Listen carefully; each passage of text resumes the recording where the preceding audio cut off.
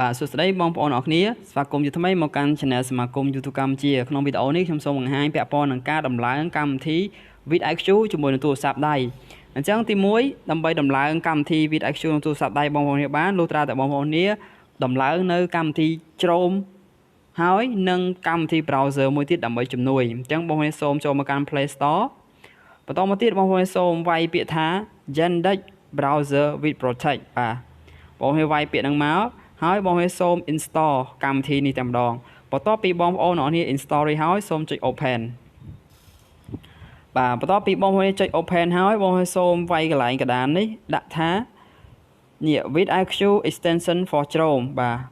បន្ទាប់ពីបងប្អូនវាយពាក្យថា VIDQ Extension for Chrome ហើយបងប្អូនសូមចុចខាងលើគេបំផុតបាទអញ្ចឹងវានឹង link ទៅកាន់ tab របស់ Chrome ដែលជា extension របស់ VIDQ អញ្ចឹងនៅពេលដែលបងប្អូនឃើញបែបនេះបងប្អូនសូមចុច install នៅខាងស្ដាំដៃខាងស្ដាំដៃបងប្អូនចុចថា add to Chrome បាទសូម add to Chrome បន្តមកទៀតបងប្អូនសូមចុច add extension បាទអញ្ចឹងវានឹងធ្វើការសូមទៅ install extension នេះចូលទៅកាន់កម្មវិធី Chrome បងប្អូនអរគ្នាហើយជាមួយនឹងការប្រើប្រាស់ index ជាមួយនឹង Chrome គឺវា link គ្នាដើម្បីប្រើប្រាស់ VIDQ បានលុះត្រាតែបងប្អូនសូមប្រើប្រាស់នៅក្នុង browser យ៉ាងដេចមិនមែនទៅប្រើប្រាស់ជាមួយនឹងChrome ទេប៉ុន្តែ Chrome និង Yandex នេះគឺវា link គ្នាពីរហ្នឹងវាប្រទាក់គ្នាអូខេទើបអាចមាន VIDQ ទៅកាន់ channel បងប្អូនអរគ្នាបានហើយការប្រើប្រាស់ VIDQ នេះគឺវាមានសុវត្ថិភាពចំពោះបងប្អូននេះដែលប្រើប្រាស់នៅ email YouTube ផងដែរបាទมันមានបញ្ហាអ្វីទេបន្ទាប់ពីបងប្អូនអរគ្នា install extension ហើយវានឹង link ចូលទៅកាន់ page official របស់ VIDQ តែម្ដងបាទនេះបន្ទាប់ពីបងប្អូនគ្នាចេញបែបនេះបងប្អូនគ្នាអាចពាក់ព័ន្ធនឹងការ log in ចូលទៅកាន់ email បងប្អូនគ្នាដែលប្រើប្រាស់នៅក្នុងទូរស័ព្ទដៃបងប្អូនគ្នាផ្ទាល់អញ្ចឹងខ្ញុំ sign in ជាមួយនឹង Google តែម្ដងបាទករណីបងប្អូនគ្នាមិនអាចjoin ជាមួយនឹង YouTube បងប្អូនគ្នាបានបងប្អូនត្រូវតែបង្កើត account ហើយ account នេះគឺជា email ដែលមិនដែលបង្កើតជាមួយនឹង account VIDQ បាទអូខេដូចខ្ញុំនេះខ្ញុំ log អត់បានទេបាទបើសិនជាកុំព្យូទ័រ log ភ្លាមទៅភ្លាមតែម្ដងភ្ជាប់ជាមួយនឹង email YouTube យើងផ្ទាល់ហើយបើសិនជាធ្វើអត់បានទេបងប្អូនសូម sign up នៅ account ថ្មីដោយខ្ញុំមាន account ហើយខ្ញុំគ្រាន់តែ log in ចូលតែម្ដងបាទបងប្អូនដែលអត់មានសូមចុច sign up ណាបងប្អូនបាទបន្ទាប់ពី sign in ហើយវាចេញបែបនេះបាទអូខេហើយយើងអាច subscribe នៅ VIDQ មួយក៏បានហើយបន្ទាប់ពីបងប្អូន install រួចហើយបងប្អូនសូមចូលមកកាន់ channel បងប្អូនគ្នាចាំណាបងប្អូនត្រូវ log in ចូលមកកាន់ channel បងប្អូនគ្នាសិនហើយសូមចុចខាងលើដែលបច្ចុប្បន្នបងប្អូនសូមប្រើប្រាស់ខាងលើនេះណា your channel បាទ your channel ខាងលើនេះបាទឥឡូវហ្នឹងវា browser នៅក្នុងទូរស័ព្ទដៃធ្វើការ update បន្ទាប់ពីចុច your channel ហើយបងប្អូនសូមចុចដែលហៅថា customize channel ឬក៏ manage video ក៏បានប៉ុន្តែខ្ញុំ recommend ឲ្យបងប្អូនចូលមកកាន់ខាងក្នុងផ្ទាល់ម្ដងដោយចុច customize channel បាទបងប្អូនសូមចុច customize channel បន្ទាប់ពីចុច customize channel ហើយវានឹងនាំបងប្អូនចូលមកកាន់ channel បងប្អូនទាំងអស់គ្នា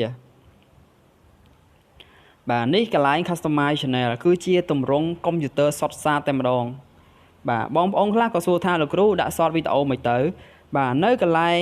customization នេះបងប្អូនសូមចុចកន្លែង add section នេះបាទចុច add section ហ្នឹងបងប្អូនឃើញ short video ហ៎បាទជ្រើសរើសពាក្យ short video មួយមកតែប៉ុណ្្នឹងបានហើយចុច public ហើយឬក៏រំកិលទៅលើបាទរំកិលបានអត់បងប្អូនទាំងអស់គ្នាដែលប្រើទូរស័ព្ទដៃជំនាញអាចរំកិលឡើងបានគឺរំកិលណាខ្ញុំមិនសូវជំនាញក៏រំកិលអត់ឡើងចុចអត់ជាប់បាទបើអញ្ចឹងទេចុច public យកតែម្ដងបាទហើយ short video នេះគឺយើងធ្វើពី15វិនាទីទៅ1នាទីនិយាយទៅគឺក្រោម1នាទីហើយថតលក្ខណៈជាបញ្ឈរអេក្រង់ទូរស័ព្ទអូខេមើលតាមទូរស័ព្ទដៃទើបឃើញចំពោះ short video តោះបន្តទៀតអញ្ចឹងបងប្អូនសូមចូលមកកាន់វីដេអូបងប្អូនអរគ្នាមកបាទបន្ទាប់ពីបងប្អូនអរគ្នាប្រើ VIDQ login ហើយបងប្អូននេះអាចមកកាន់ channel បងប្អូននេះនឹងឃើញការ update នៅក្នុង VIDQ ហើយ ចឹងយើងគ្រាន់តែចូលមកកាន់វីដេអូណាមួយរបស់បងប្អូននេះសូមចុចនៅលើវីដេអូណាមួយក៏បាន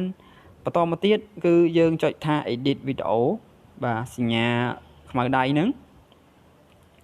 បន្ទាប់ពី edit video ហើយបងប្អូននឹងឃើញ VIDQ ឡើងមកហើយនេះបាទ VIDQ ត្រូវបានបង្ហាញមកបងប្អូននេះហើយបាទឃើញទេបាទអូខេហើយកន្លែងខាង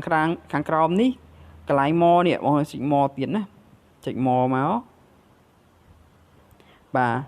ពេលដែលចុច more ហើយបងប្អូននឹងឃើញពាក់ព័ន្ធនឹងការ recommend tag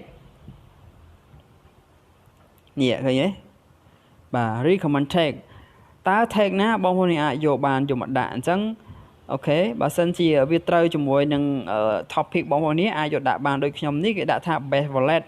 អញ្ចឹងគឺខ្ញុំមានតែ wallet ទេប៉ុន្តែ best wallet ហ្នឹងគឺអត់មានអញ្ចឹងគេ recommend អញ្ចឹងខ្ញុំយកមកដាក់បានឃើញអត់គ្រាន់តែចុចសញ្ញាបូកនេះមកសញ្ញាបូកបើ tag នេះតតែត្រូវជាមួយវីដេអូយើងទើបអាចដាក់បានហើយយើងអាច refresh tag បើសិនជាចង់បាន tag ថ្មីតែវាអត់មកទេប៉ុណ្្នឹងទេព្រោះរបស់ free បាទបន្ទាប់ពីអញ្ចឹងហើយបងប្អូនអរគ្នាចាំណា tag ត្រូវគ្នាទើបយើងដាក់បាន tag អត់ត្រូវគ្នាដាក់អត់បានទេបន្ទាប់ពីអញ្ចឹងហើយបងប្អូនគ្រាន់តែចុច save រួចជាការស្រេចបាទនេះជាការដំឡើង VIDQ ក្នុងទូរស័ព្ទដៃបងប្អូនអរគ្នាដើម្បីងាយស្រួលក្នុងការប្រើប្រាស់ជាមួយនឹង tag បើសិនជាបងប្អូនគ្នាប្រើប្រាស់នៅ full version គឺបងប្អូនមានសិទ្ធិក្នុងការជ្រើសរើសច្រើនមែនទែនជាមួយនឹងការប្រើប្រាស់ជាមួយនឹងthumbnail ស្រាប់ដែលយើង fix ជាមួយនឹង end screen card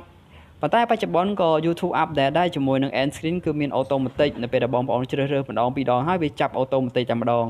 ហើយជាមួយនឹងការប្រើប្រាស់ VIDQ វាជំនួយបានច្រើនដែរលុះត្រាតែយើងប្រើប្រាស់នៅ full version ដែលយើងបង់លុយឲ្យគេចឹងណាបាទចឹងបើសិនជាបងប្អូនមានចង្អល់ពាក់ព័ន្ធនឹង VIDQ ក៏អាចសួរបានហើយខ្ញុំបញ្ជាក់trongវីដេអូបន្តិចពាក់ព័ន្ធនឹង VIDQ នេះគឺបងប្អូនគ្នាប្រើប្រាស់បានគឺលុះត្រាតែបងប្អូនគ្នាបាន install នៅកម្មវិធីជំនួយបន្ថែមបាទ browser ជំនួយគឺជាមួយនឹង browser នេះតែម្ដងហើយ Chrome នេះនៅពេលដែលបងប្អូនគ្នាបើកក៏ប្រើកើតដែរបាទអត់ប្រើបានទេណាបាទលុះត្រាតែប្រើ browser មួយនេះទើប link ជាមួយនឹង VIDQ បាទបើសិនជាយើងប្រើជាមួយនឹង Chrome ក៏អត់ link ជាមួយ VIDQ ដែរហើយជាមួយនឹងការប្រើប្រាស់ថ្មីនៅក្នុងទូរស័ព្ទដៃបងប្អូនកុំភ្លេចចូលមកកាន់ Chrome ហើយ login email បងប្អូនអរគ្នាហើយយើងចុចកន្លែង tray 3គ្រាប់នេះជ្រើសទៅជា desktop site បាទ desktop site បើអត់ជ្រើសរើសទេវានឹងបង្ហាញបែបនេះវិញបាទឥឡូវយើងដកចេញណាបាទនៅពេលដែលយើងដក desktop site នឹងចេញវាចេញបង្ហាញ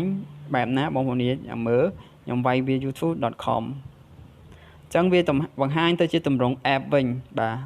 ហើយយើងចូលមកកាន់ channel បងប្អូនអរគ្នាក៏ពិបាកដែរហើយយើងចូលមកកាន់ your channel គឺបែបនេះវិញបាទអូខេចុចលើវីដេអូវា link បែបនេះអញ្ចឹងអ្នកដែលប្រើប្រាស់ជាមួយនឹងទូរស័ព្ទដៃនៅពេលដែលបងប្អូនចូលមកកាន់ YouTube ហើយសូមជ្រើសរើសទម្រង់ទៅជាទម្រង់ computer វិញបាទ tray 3គ្រាប់ហ្នឹងទៅជាទម្រង់ desktop site ពេលនោះវានឹងនាំបងប្អូនអរគ្នាទៅជាទម្រង់ computer ហើយអញ្ចឹងហើយបានជាមូលហេតុខ្ញុំតែងតែបញ្យល់បែប computer ទាំងអស់ព្រោះយ៉ាងណាក៏បងប្អូនត្រូវតែបដូរមកជាទម្រង់ computer ដែរបាទហើយបន្តមកទៀតបងប្អូនចូលមកកាន់ channel បងប្អូននេះដោយចុចលើសញ្ញា icon channel ហើយចុចថា your channel បាទចុច your channel ហើយវានឹងនាំបងប្អូនមកចូលមកកាន់មួយទៀតហើយកន្លែងនេះសូមចុចថា custom channel កុំចុច manage វីដេអូណាសូមចុចថា custom channel ពេលនោះវានឹងនាំបងប្អូនចូលមកកាន់ channel ខាងក្នុងជាមួយនឹង studio ខាងក្នុងបែបទម្រង់ computer តែម្ដងបាទហើយបងប្អូនអាច edit វីដេអូអាចបើកពាណិជ្ជកម្មអីតាមចិត្តនៅក្នុងនេះតែម្ដងហើយនេះជាទម្រង់ computer សុទ្ធសាធតែម្ដងបាទដែលយើងមានវីដេអូមាន playlist មានអីចឹងណាដូចជា computer ចឹងប៉ុន្តែគ្រាន់តែយើងរៀងទូចជាងគេបន្តិចបាទគេធំយើងទូចណាបាទបើសិនជាពវល់អេក្រង់បាទនេះបាទនេះពវល់អេក្រង់គឺយើងអាចមើលបានដូចគេដែរឃើញទេគាត់តែយើងខ្លីដូចគេអូខេអញ្ចឹងអ្នកប្រើតាស់ទូរស័ព្ទក៏អាចប្រើ YouTube បានដែរបាទ